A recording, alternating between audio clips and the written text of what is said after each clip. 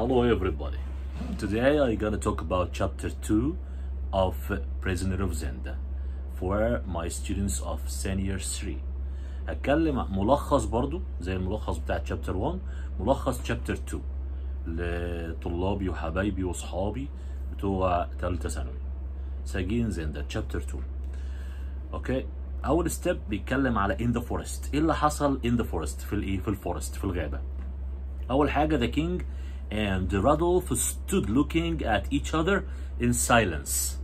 In silence. Okay, the king stared at Rudolph now and then. فضل يبص له كده، اوكي، ويدقق النظر فيه عشان شبهه بالظبط، typical يعني. While they were talking, Rudolph examined the king carefully. اوكي، رادولف يعني فحص الكينج من فوق لتحته زي ما بيقولوا عشان يشوف قد ايه هو شبهه. The king's mouth was less wide.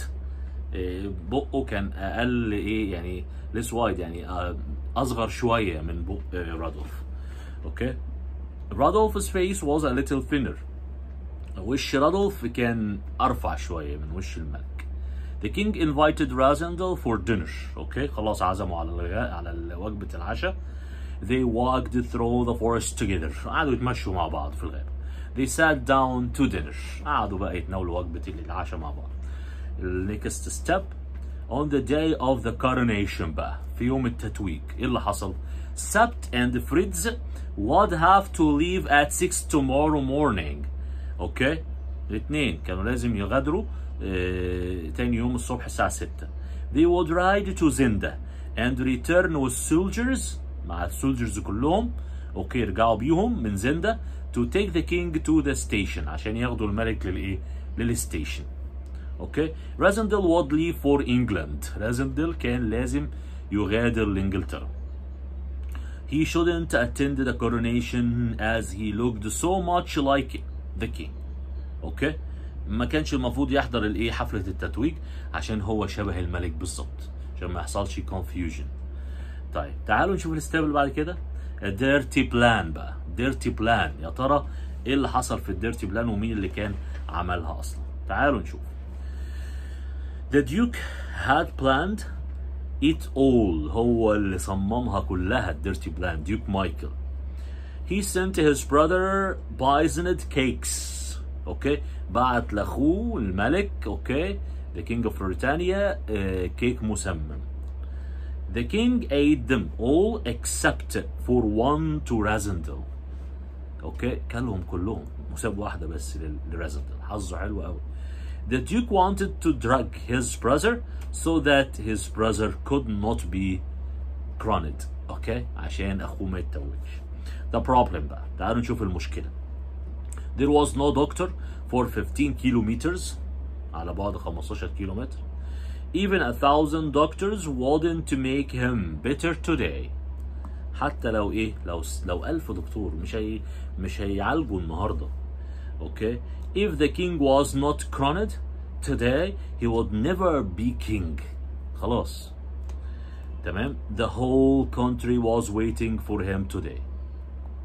Most of the army was waiting too, with Duke Michael leading it. اوكي، ديوك مايكل جايب الجيش كله ومنتظرينه. They would not be happy. They would not be happy. مش هيكونوا سعداء عشان لما هيسمعوا اللي حصل للكينج. The king بقى، تعالوا نشوف. He lay on the floor طبعا. His face was red طبعا. He was breathing heavily. He would have been unfit to attend the coronation. خلاص هو مسمم، هيحضر الكورونيشن ازاي؟ how come؟ تعالوا نشوف الجود luck بقى. Why it was a good luck? It was lucky that they met Razendel that day. Okay? He looked very much like the king طبعا. His German was perfect. Okay? تعالوا نشوف سابت's plan بقى. سابت's plan، خطة سابت. They hid the king in the cellar so that the guards would think there was no one there. Okay, number 2. Sept asked Rudolph to pretend he was the king to stop Michael from being a king. طبعا سبت طلب من رادولف ان هو يتظاهر ان هو الملك عشان قد ايه هو شبه الملك، وعلشان كمان مين؟ ديوك مايكل ما يبقاش هو الملك. كمان Johan's mother, one of the duke's servants, okay, was locked in the cellar with the king. اتحبست او يعني بقت في السيلر مع الملك. سبت told him the history of the king's life.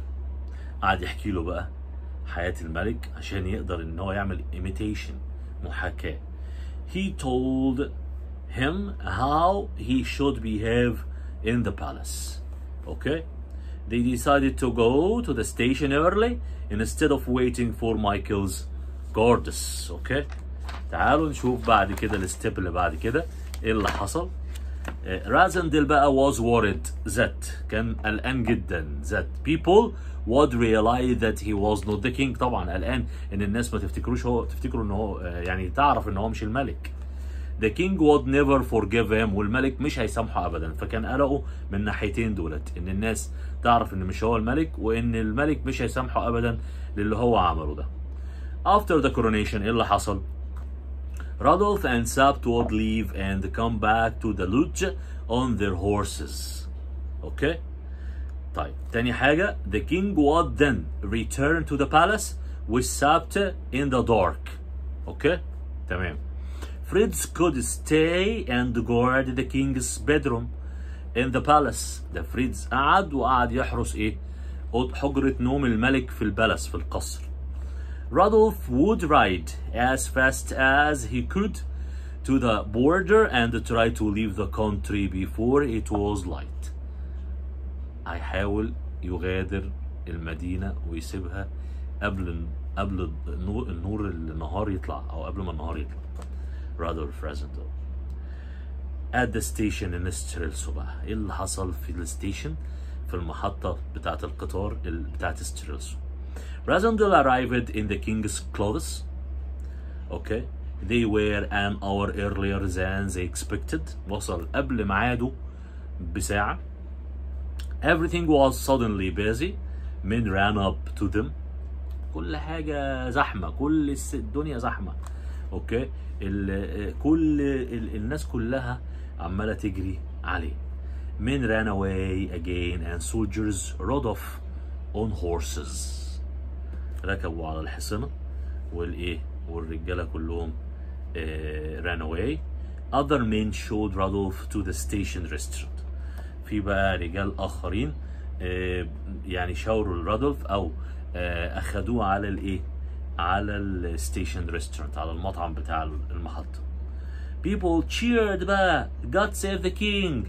الناس كلها بقى العامة كلها بتحييه، بتقول God save the king. حمى الله الملك. يبقى هم ما شكوش لحظة ان هو مش الملك، لا هم مقتنعين تماما وهم مصدقين ان هو الملك. تمام. People cheered. خلاص. He could hear music and people cheering God save the king. God save the king. تمام. He was welcomed by a group of soldiers led by Marshal Strakench. يعني group of soldiers جايبهم المارشال اللي هو مين؟ اللي هو ستراكنش. اوكي. وكلهم بيرحبوا بيه. No one seemed to realize that he was not the king. مفيش حد مش مصدق ان هو الملك. ندخل على الستيب اللي بعد كده. In the rich part of the capital. في الجزء بقى الغني من المدينة اللي بيقطنوا الناس الأغنياء. There were wide modern streets. Okay. Where the rich people lived in big houses. They lived well under the king's father and know that nothing would change. اوكي. الاماكن اللي هي الغنيه اللي بيسكنها الناس الاغنياء زي الكومباوندز كده، الشوارع الغنيه كلهم كانوا عايشين تحت حكم باباه. اوكي. وكانوا تحت حكم بابا الملك، وكانوا حاطين في دماغهم ان مفيش حاجه هتتغير، خلاص هيفضلوا عايشين تحت حمايته وتحت حكمه ومرتاحين قوي ومبسوطين. In the old part بقى of the capital. بصوا بقى في comparison ما بين النيو بارت او الريتش بارت سوري modern بارت والاولد بارت of the capital بقى، اللي هو الجزء الفقير القديم من الايه اللي فيه الناس الفقراء من المدينة او من العاصمة. The narrow streets where the city's many poor people lived. طبعا poor people, thousands of people were crowded into the tiny houses. آلاف مزدحمين جدا او متزنقين زي ما بيقولوا بالبلدي كده في بيوت صغيرة، يعني قمة الظلم. The tiny houses were old and hot in the summer, freezing cold in the winter. هيعيشوا فيها ازاي؟ The people supported Duke Michael because he told them he wanted things to be different and gave them hope for a better future. كلهم في الاولد بورت ان ذا كابيتال كلهم كانوا بيدعموا ديوك مايكل. ليه؟ لانه هو دايما كان بيطمنهم بيقول لهم حالكم مش هيفضل كده لما انا ابقى الملك، وهيبقى في تغيير وهتعيشوا في اماكن نظيفه ومحترمه وراقيه. عشان كده كانوا بيحبوه. طيب اخر بوينت بقى during the procession اثناء عمليه التتويج بقى. He was delighted to see so much color and so many happy faces. There were colored flags and colorful ribbons everywhere. People lined the streets, clapping and cheering. God save the king, God save the king, like this. Okay? Rudolph waved to them as he passed. Okay? People throw flowers down from the balconies. When he saw Antoinette de Maupin stare at him, okay, on a balcony, لما شاف بقى أنطوانيت دي موبان بتبص له بتركيز قوي من البلكونة, he expected her to call out saying this is not the real king. هو بقى تخيل وتوقع ان هي تشاور عليه وتقول للناس كلها ده مش الملك الحقيقي، عشان هي الوحيدة اللي قابلته قبل كده وعارفاه كويس. That's it, okay? And till we meet again inshallah in chapter 3. Goodbye my dears. Salam.